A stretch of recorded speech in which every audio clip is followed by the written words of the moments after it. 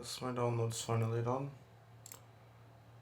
I guess it's time to go into the game.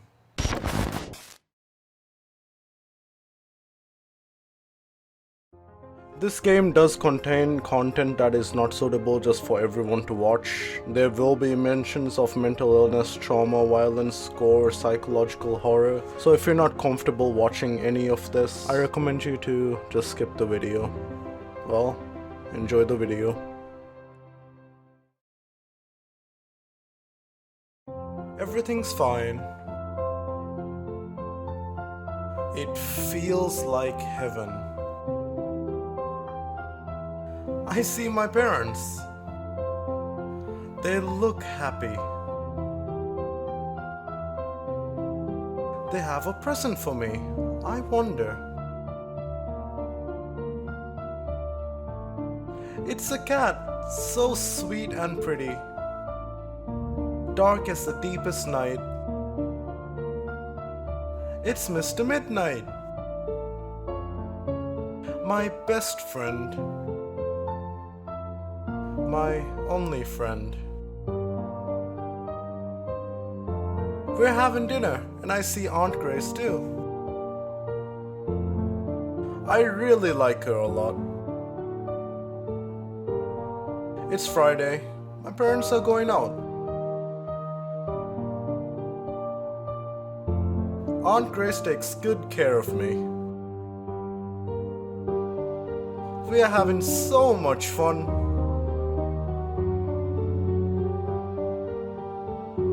It's Monday night.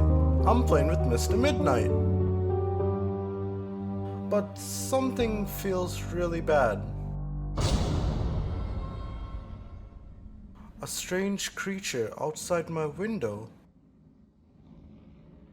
I don't like it. It scares me. Suddenly, I hear something. It's Mom, screaming. I want to know what's wrong. A bright light shines from my parents' room. I go closer. And closer. Mom? Dad? Please, don't. Mommy? Daddy?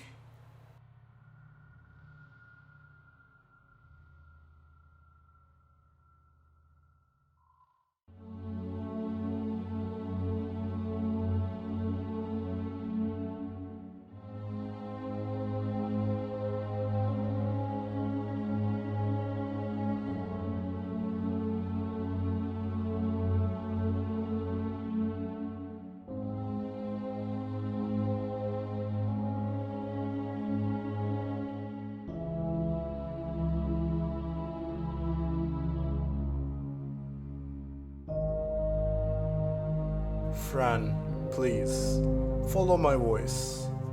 On the count of 3, you will wake up. 1, 2,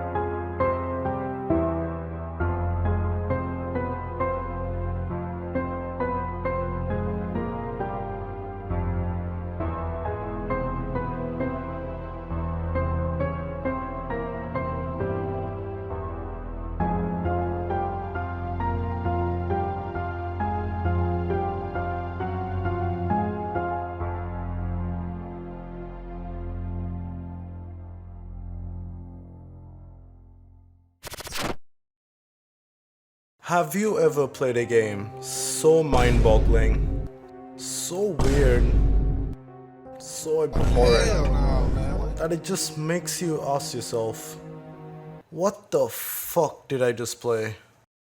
Yeah, it's been a while. I have procrastinated from hell and back to making these videos. I did make some videos, but those are pretty much just shit posts than anything, and at least they were easy to make, but that's not exactly what I wanted to make. Anyway, back to the video. So the game I'm gonna be talking about really got me thinking, and it's a lovely little game called Fran Bow. And I swear to God, this game is a masterpiece.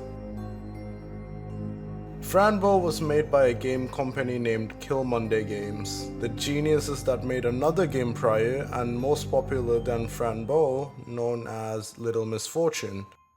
That game was a masterpiece all by itself. I played it so many times because I just loved the storytelling. Unfortunately, this ain't a Little Misfortune video, but I think that's gonna be what's next.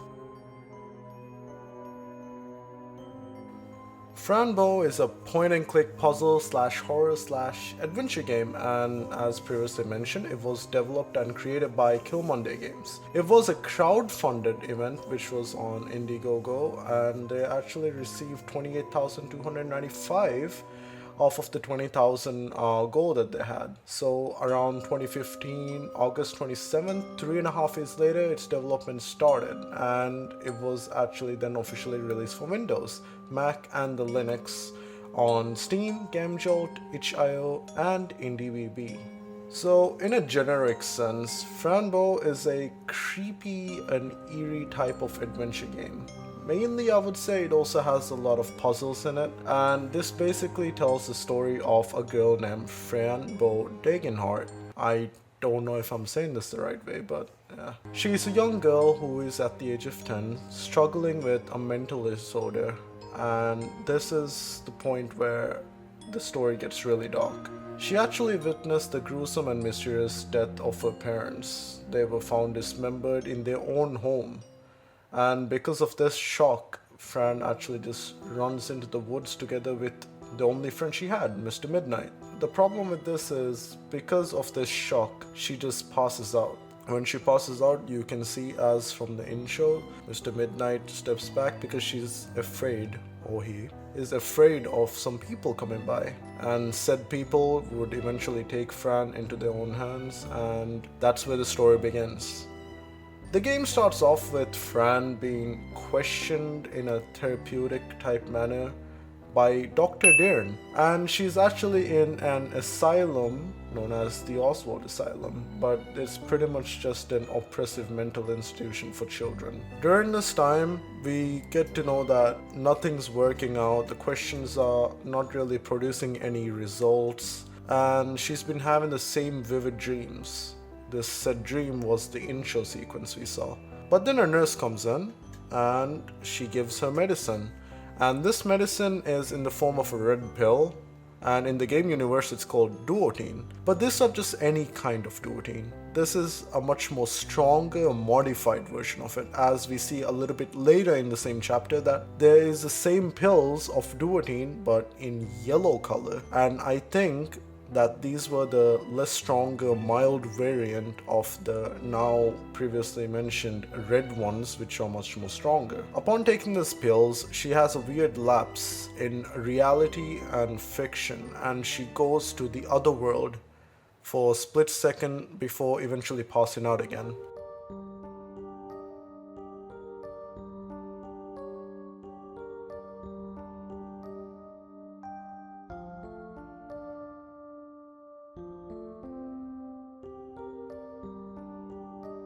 Beware, Fran Bow.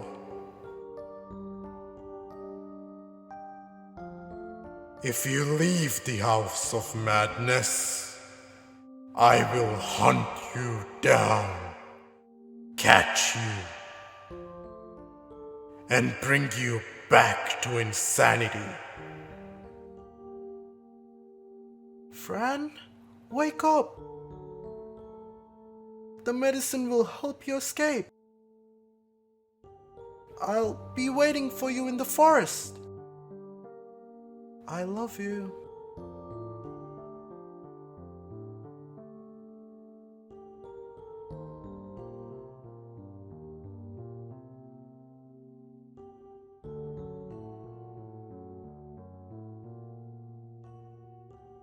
You You start off with chapter 1 in the room where Fran wakes up. This is the place that she is held at the asylum. At first, you'll get to experience the point and click mechanic of the game. You move by clicking, and there's obviously interactive items around everywhere, such as the drawings on the wall, the window, and the little music doodad thingy on the ground. From here onwards, when you do interact with the window, you do notice that a thing falls out, a hook that holds the curtain. And at this point you realize that there is an inventory system where you can use, combine, and examine. Using the use pretty much makes it so that when you actually use an item, you can use it on anywhere in the environment. The combine button really isn't a button per se that you click to combine items. You just drag and drop two items together, forming the combination of those two items. And then finally the examine. If it's something that is like text or pictures, when you press examine, it'll show you a close-up of them. Otherwise, Fran will give a remark regarding the item and possibly a hint about where it should be used or what it needs to continue the game. Of course, the more you explore, the more you actually see the other patients that are also held at the Oswald Asylum. One of them being Fillmore Brownstone, who is age 8. Some of these characters are integral for the progression of chapter 1, so might as well want to go through every single character while you're at it. Fillmore Brownstone, age 8, gender male, history. The patient came to Oswald Asylum with his mother, Rachel Brownstone. The boy has developed paranoid behavior, paranoia not yet diagnosed. Treatment. Daily treatment with Dr. Marcel Dern. We have not achieved the patient's trust and he refuses to be questioned.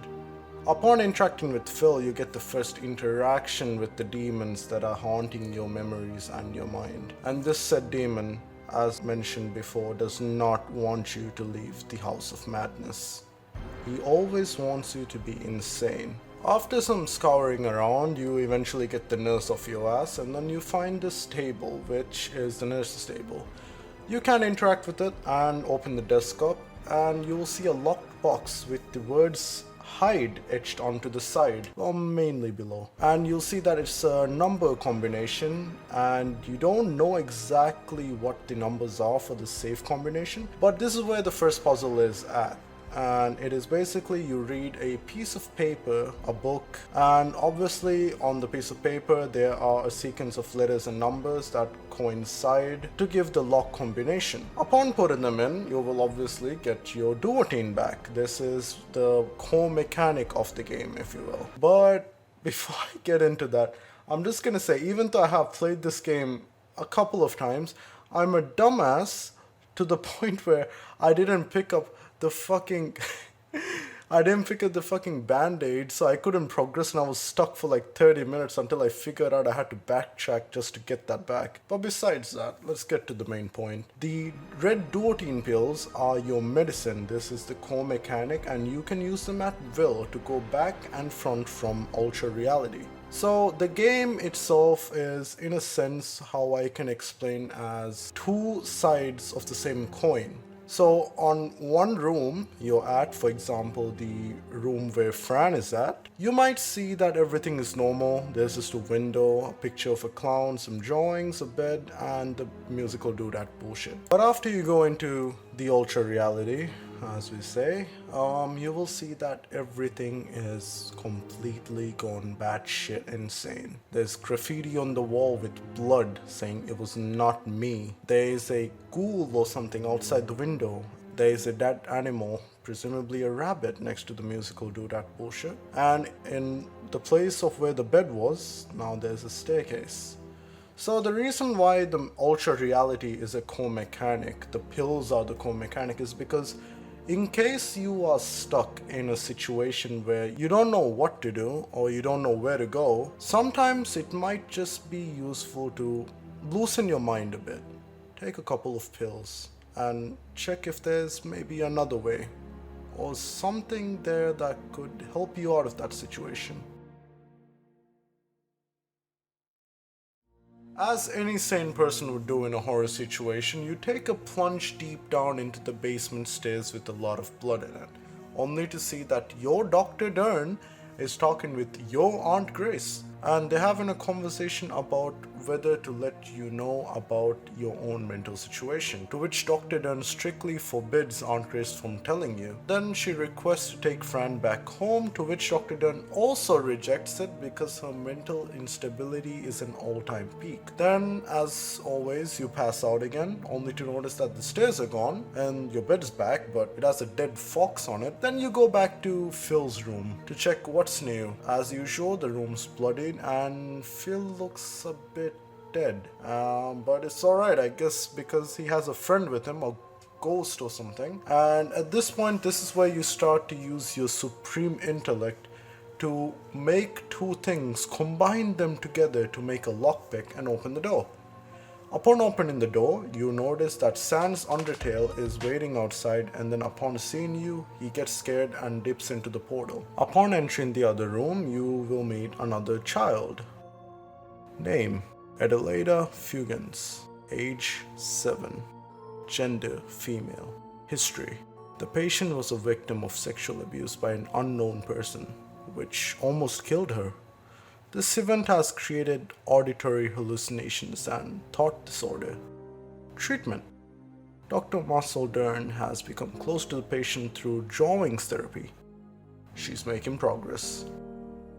Upon talking to Adelaida, I'll just call her Addie, you notice that she loves to draw, and she actually knows about the creatures that are around you, and these creatures are the creatures that you see when taking the pill or when your mental instability is at an all-time peak. At this point, one of the puzzles is to get one of her crayons, to which obviously you can't get her crayons because the doctors are too harsh on her and red milk starts to come out of her wrists. Now your next mission is to get some band-aids to stop the bleeding of the red milk, and she will then give you her crayon. So when you go downstairs to progress, you'll see a security guard over there, and he is actually stopping you from taking the key, which is up on the top area right here, which is needed to progress and go to the office.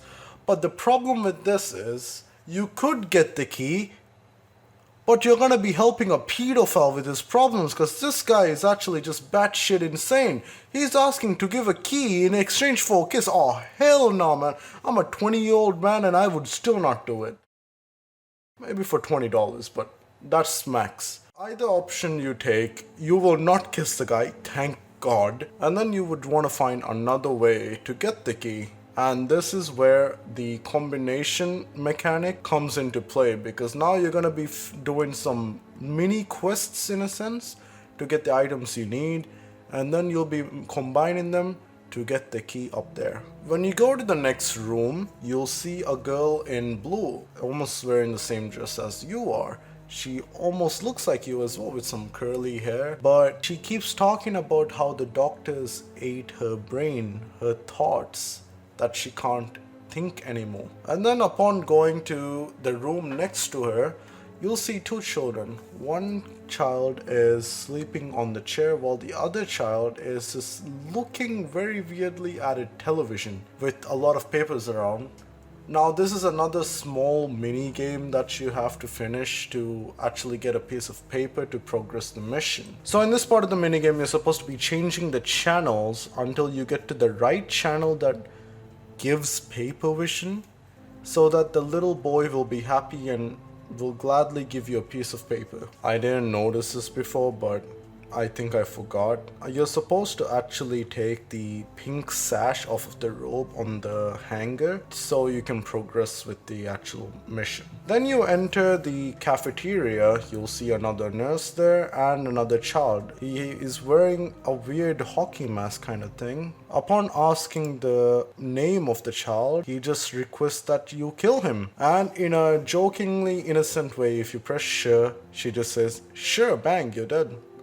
And then he just says, "Thank you, I'm dead." Going into the next area, you see two more children. One of the items that you need to complete the mission is actually that cane that is the walking cane of the kid with the blonde hair. Now the problem is, as all other patients, he is also in a delusion, thinks of his cane as a sword, and the king would not give you the sword unless he gets something in return, which is a drawing. So to make the drawing, what you need to do is you need to grab the piece of paper from the child that you helped with for the paper vision.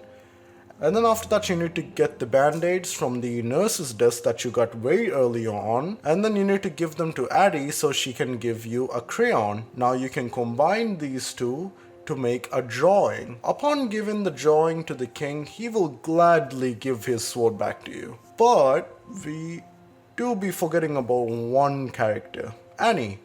Annie is the person who is walking around the entire place. If you actually just walk with her, you realize that she'll walk all the way from the cafeteria to the security guard area, back to the main area, and then into your room, back to the nurse area, and then completes the loop. There's nothing she's really leading on as far as I know. She's just having a walking cycle. As far as I know about Annie, she just likes milk and she knows how to do magic tricks. One of the magic tricks is making people sleep, and she obviously teaches Fran how to do that. It's not a magic by any chance you were wondering. It's just she has sleeping pills so she can sleep. She gives one to you so that Fran could learn the magic. So in this section there are actually two ways to do this. One of the ways is, if possible, with the sleeping pill you can mix it with the coffee after the nurse interaction and give it to the guard to make him fall asleep.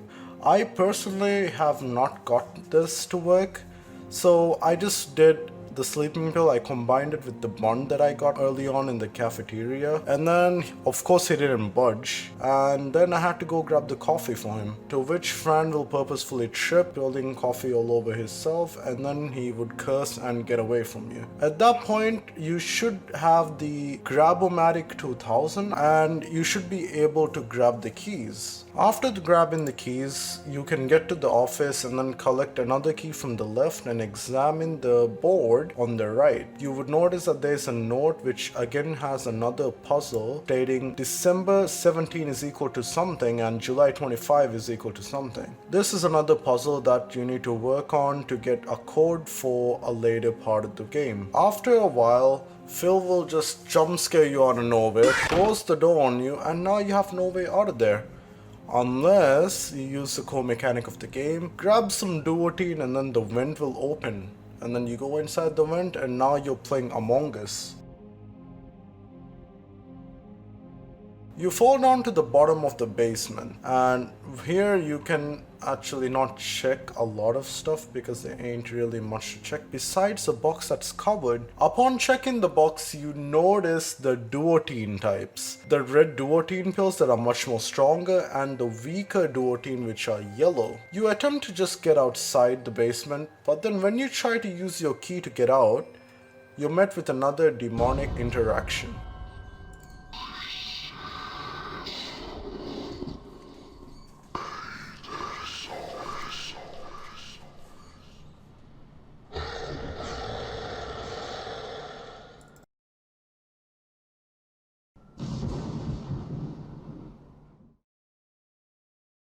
Oh my dear kitty, we'll be together again soon, I promise.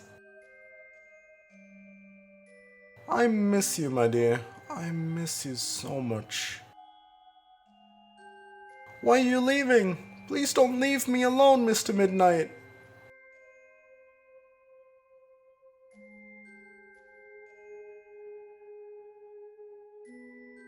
At the end of the maze, Fran.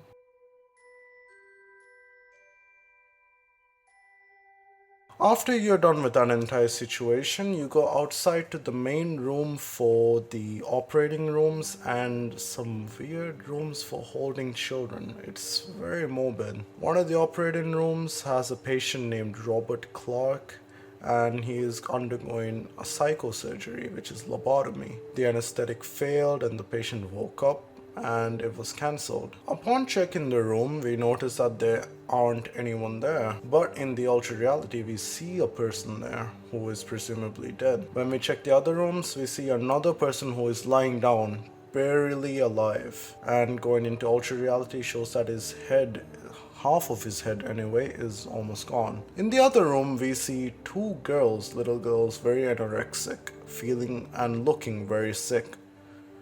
When we go into the ultra reality again, we notice that they are gone, but there is a bloody graffiti on the wall that spells "it" word. Clearly, Fran and us as the viewer and me as a player at first didn't know who that meant. When we go upstairs, we reach a nurse who is kind of in a panic mode because one of the keys are missing. And Fran is also missing. So what we can do to cover our steps is we can go to ultra reality, and in one of the places where you put the keys, you can put back the key. Upon putting the key back, she realizes that the key was there all this time. She takes the key and leaves. At this point, you are also free to go away from the asylum. But it's not just over yet, because when you go outside, you're met with another combination lock. And this was the combination lock you actually needed to figure out with the piece of paper on the bristle board. Upon figuring out the combination, you are finally allowed to go outside. After going outside, you notice that the door is open. You can go outside, but at this point, you get one of the last interactions with the demon.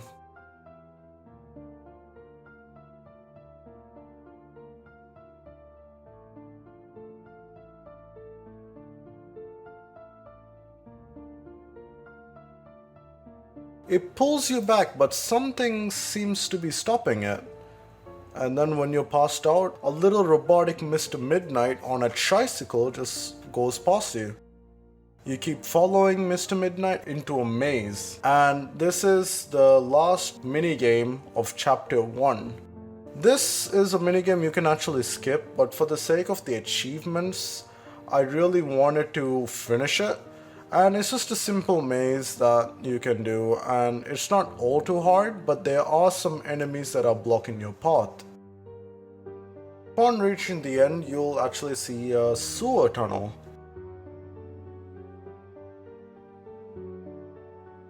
At the end of the maze, you will find the evil critters of the night. They will hunt you, they will laugh. But there will always be a good side.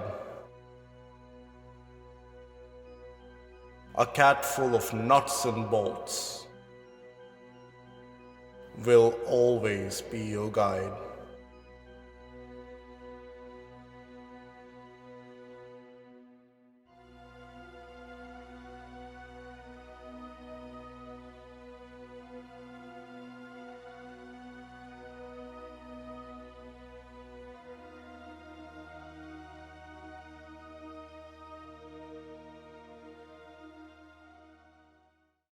Hi, you have made it to the end of the video. I would like to personally thank you for watching this video because this is a much more newer form of content that I have on my YouTube channel. Of course, I haven't been really uploading much, but I wanted to get back into it, and why not get back into it with a really good video, at least in my eyes. I put a lot of effort into it, and of course it's not going to be the best one, it's not going to be perfect, but at least in my eyes, it was really good. And I hope you enjoyed it and thought that it was well put together. And if there's any constructive criticism, always let me know in the comments below. Besides that, you may notice that it's only one chapter, which is this video, which is around 30 minutes-ish. You will be expecting the next chapters in forms of other 30-minute or longer videos on the next oncoming weeks. Due to work reasons, I'll be really busy for the next 3 months, so I couldn't really afford to put everything into one video. But I can give you a guarantee that from the next oncoming weeks, that the next chapters and the parts of each one will be out, and I'll be working on it. So yeah, once again, thank you so much for watching this video. And yeah, that's me. What good are words when a smile says it all? And if this world